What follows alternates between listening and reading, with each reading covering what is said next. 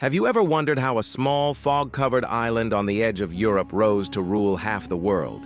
How fishermen and sailors became kings and conquerors, their flag flying from the Atlantic to the Pacific? This is not just history.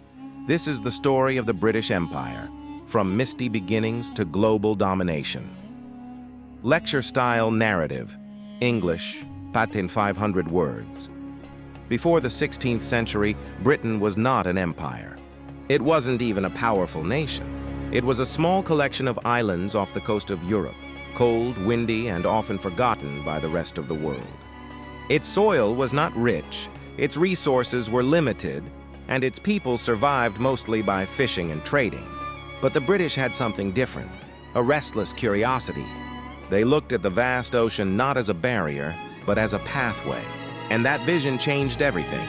During the Age of Discovery, Spain and Portugal had already begun exploring the globe, finding new lands and riches.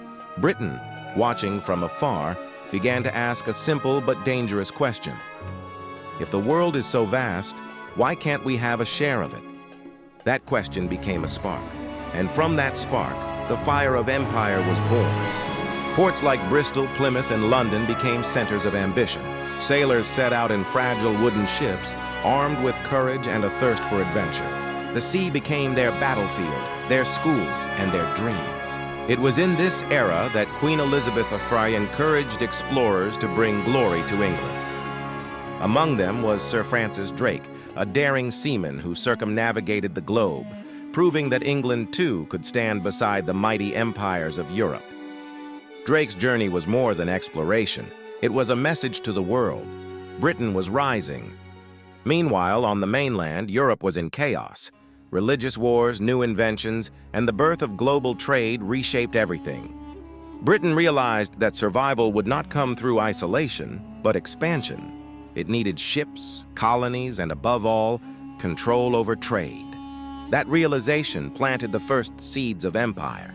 From this vision would later emerge one of the most powerful corporate entities in history, the East India Company, a company that began as a merchant venture but soon ruled nations.